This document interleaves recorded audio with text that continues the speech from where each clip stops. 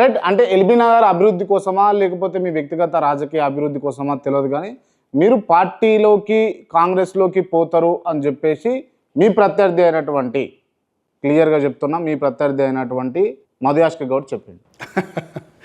మది అంటే నేను అనుకుంటున్నా మీతోటి ఒక ఇంటర్వ్యూ అయింది. ఆ ఇంటర్వ్యూలో కూడా మీరు అడిగినట్టు గుర్తు నాకు. ఎప్పుడు ఒక 8 నెలల క్రితమో 7 నెలల క్రితమో ఒకటి ఇంటర్వ్యూ జరిగితే స్పష్టంగా చెప్పినా నేను ఏ పార్టీలోకి పోను, బీఆర్ఎస్ పార్టీలోనే ఉంటాను స్పష్టంగా. బట్ క్లియర్గా తను చెప్పింది ఏంటంటే రావాలని చూస్తున్నాడు, ఆయన వల్ల పార్టీకి లాభం అయితే, ఆయన వల్ల కాన్స్టిట్యున్సీకి లాభం అయితే ఖచ్చితంగా తీసుకోండి అని వెల్కమ్ చేస్తున్నా అని చెప్పేసి మధు యాష్కి గౌడ్ అన్నాడంట. నిజమేనా ఇది? అసలు మధు యాష్కి గౌడ్ ఎవరు అంటే నేను పోవాలనుకుంటే, నేను పోవాలని పార్టీలు అనుకుంటే హూ ఇస్ మధు యాష్కి? నాకు డైరెక్ట్ కాంటాక్ట్స్ లేవా? నేను పోలేకనా? డైరెక్ట్ కాంటాక్ట్స్ అంతా ఎవరితో ఉన్నాయి? అందరితో ఉన్నాయి. కాంగ్రెస్ పార్టీలో ఒకసారి 3.5 దశాబ్దాలు చేసినండి. నాకు అన్ని కాంటాక్ట్స్ లేవనుకుంటారా? నాకు అన్ని కాంటాక్ట్స్ ఉన్నాయి. నేను పోవాలని చెప్పి అనుకుంటే మధు యాష్కిని అడగాల?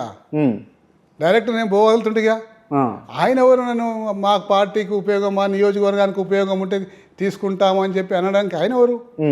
తప్పది. అంటే ఆ విధంగా మాట్లాడొద్దు. ఇప్పుడు ఎవరు కూడా ఒక పార్టీలోకి పోవాలనుకుంటే ఎవరు కూడా అడ్డం పడే శక్తులు కానీ అడ్డం పడే పవర్ఫుల్ నాయకులు కానీ కాంగ్రెస్ పార్టీలో లేరు. ఓకే. ఎవరు ఇప్పుడు గాంధీ పోయిండు, ప్రకాష్ పోయిండు, ఎంతోమంది పోయిండ్రు. ఎవరైనా ఆపగలిగిందా?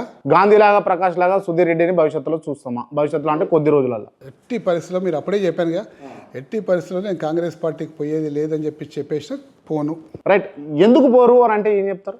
ఎందుకు పోనంటే ఒకసారి నేను పార్టీ మారిన, నా 40 సంవత్సరాల రాజకీయ జీవితంలో ఒకసారి పార్టీ మారిన. అది కూడా ఎందుకు మారిన అంటే కాంగ్రెస్ పార్టీ నా విషయంలో ద్రోహం చేసింది కాబట్టి ఆ మనస్తాపంతో పార్టీకి మారిన నిర్ణయం తీసుకున్నప్పుడు ఎట్లాగో నా నియోజకవర్గానికన్నా బెనిఫిట్ కావాలి కాబట్టి నా నియోజకవర్గానికి బెనిఫిట్ అయ్యే విధంగా కొన్ని షరతులు కొన్ని హామీలు తీసుకొని ఆ పార్టీలకు పోయినా, బీఆర్ఎస్ పార్టీలకు.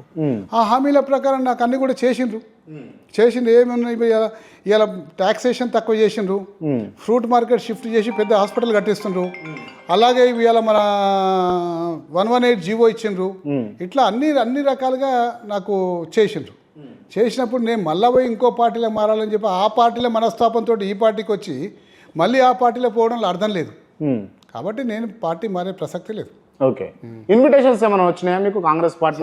అందరిని అడిగినట్టు నన్ను కూడా అడిగిరా? నేను చెప్పిన నో అని చెప్పేసిన. ఎవరు అడిగిరు మిమ్మల్ని? ఎవరో ఇవ్వాలి పేర్లు ఎందుకు, ఎవరో అడిగిండ్రు.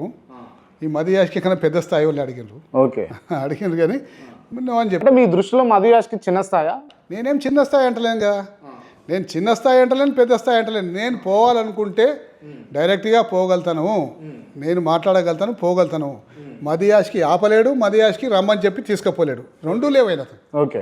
రెండూ లేవు అతనికి. మీరు నేను కింద వస్తుంటే బోర్డులు చూసిన, అంటే ఈ సంవత్సర కాలం సపరేట్ మేనిఫెస్టో పెట్టుకొని మీరు లాస్ట్ టైం చేసిర్రు, ఈ టైం చేస్తామని చెప్పేసి హామీలు ఇచ్చారు.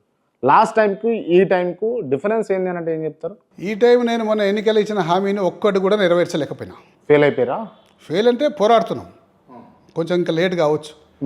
నేను ఇచ్చిన హామీ దాదాపు బండ్లగూడలో ఫ్లైఓవర్ హామీ ఇచ్చిన, అట్లనే మన హస్తినాపురంలో ఫ్లైఓవర్ హామీ ఇచ్చిన, ఇంకా కొన్ని మేజర్ హామీలు. ఓకే. ఇంకా వేరే చిన్న హామీలు ఉన్నాయి. గతంలో ఇచ్చిన 118 జీవోలో సంపూర్ణంగా ఈ ప్రభుత్వం ఆపెట్టేసేసింది. ఈ ప్రభుత్వం ఆపెట్టేసింది. కన్వీనియన్స్ డీడ్ అన్ని కూడా వాంటెడ్లీ కేవలం సుధీర్ రెడ్డి గారు చేసిన ఉద్దేశంతో ఇక్కడ స్థానిక నాయకులు పోయి ముఖ్యమంత్రి గారి ఒత్తిడి మీద తీసుకొచ్చి ఆపేసింది. ఓకే. అవి కూడా చేయాలి కాబట్టి ఇప్పటిదాకా చేయలేకపోయినా, కానీ నేను ఎట్టి పరిస్థితుల్లోనే ఏదైనా హామీ ఇస్తే తుది వరకు పోరాడతా, సాధించుకుంటా. అంటే ఈ ప్రభుత్వం మీతోటి స్నేహపూర్వకంగానే ఉందా? సుధీర్ రెడ్డి తోటి స్నేహపూర్వకంగా అంటే ప్రజా సమస్యల మీద పోరాడే పరిస్థితి వస్తే పోరాడతాం తప్పనిసరిగా. ప్రజలకు ఇచ్చిన హామీల మేరకు పోరాడతాం తప్పనిసరిగా. పోరాడితే హామీలు నెరవేరుతాయా లేకపోతే సోదర భావంతో లేకపోతే స్నేహభావంతో ఉంటే నెరవేరుతాయా? సోదర భావంతో స్నేహభావంతో ఫస్ట్ రిప్రజెంటేషన్స్ ఇస్తాము, మాట్లాడతాము, అడుగుతాము, ఒక స్థాయి వరకు అడగగలుగుతాం. ఆ స్థాయి దాటినాక వాళ్ళు రెస్పాండ్ కాకపోతే పోరాటం చేస్తాం.